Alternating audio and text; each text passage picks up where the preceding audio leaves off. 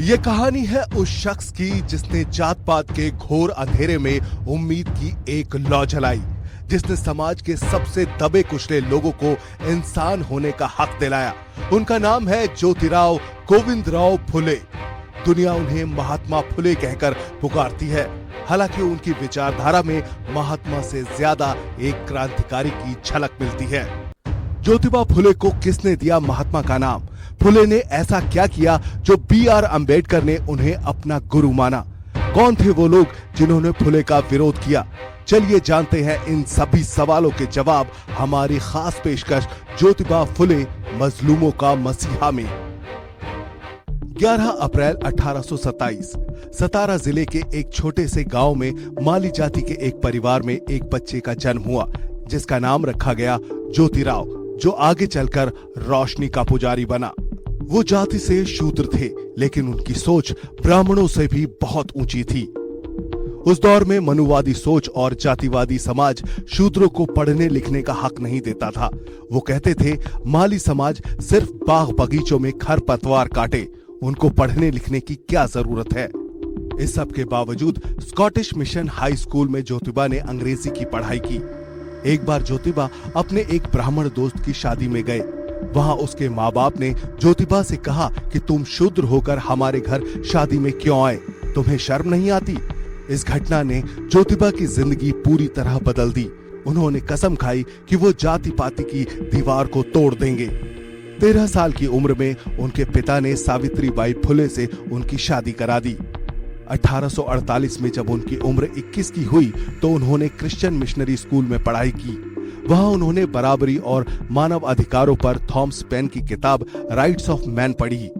इसके बाद उन्हें समझ में आ गया कि जातिवादी जुल्म का सबसे बड़ा शिकार शूद्र और महिलाएं हुई हैं। उन्होंने अपनी पत्नी सावित्री फुले को पढ़ाना शुरू किया। जब सावित्री बाई फुले खेत में खाना लेकर आती थी तो वो वहीं बैठकर उन्हें पढ़ाया करते थे। अब इन दोनों ने मिलकर महिलाओं में शिक्षा की अलख जगाने का बीड़ा उठाया। पुणे के भिड़ेवाड़ा में दोनों ने मिलकर देश का पहला बालिका विद्यालय शुरू किया। ऊंची जाति के लोगों ने उनका विरोध किया, उन्हें गालियां दी, पत्थर फेंके, उनको घर से निकाल दिया।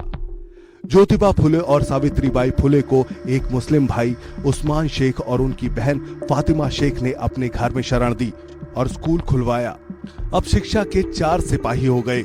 उन्होंने मिलकर महार और मांग जैसी अछूत जाति के बच्चों के लिए स्कूल खोले। 1852 तक फुले के 3 स्कूलों में 273 छात्राएं पढ़ा करती थीं। महिला शिक्षा के साथ उन्होंने जातिवादी शोषण के खिलाफ भी आवाज उठाना शुरू किया। उस दौर में माना जाता था कि अगर किसी शूद्र की परछाई किसी ऊंची जाति के व्यक्ति पर पड़ जाती थी तो वो अपवित्र हो जाता था।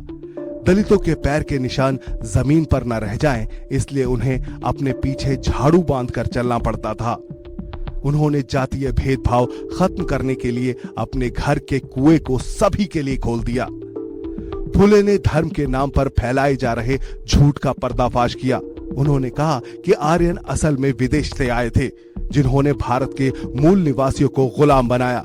1873 में उन्होंने सत्य शोधक समाज यानी सच की तलाश करने वाले समाज की स्थापना की, जहां ऊंच नीच का भेदभाव नहीं होता था।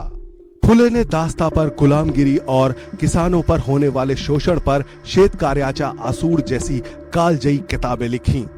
1882 में शिक्षा आयोग के सामने उन्होंने हर गांव में स्कूल खोलने का प्रस्ताव दिया और कहा कि हर हाथ में किताब होनी चाहिए और सबको इज्जत से जीने का अधिकार मिलना चाहिए।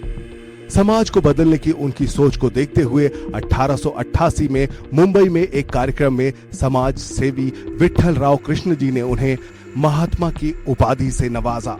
इसी साल दुर्भाग्य से उन्हें पैरालिसिस अटैक हुआ और वो लकवाग्रस्त हो गए। 1890 में उन्होंने दुनिया को अलविदा कह दिया। वो तो चले गए, लेकिन उनका सत्य शोधक समाज का सपना आज भी जिंदा है। भारत माँ के ऐसे सपूत को हम कोटि कोटि नमन करते हैं।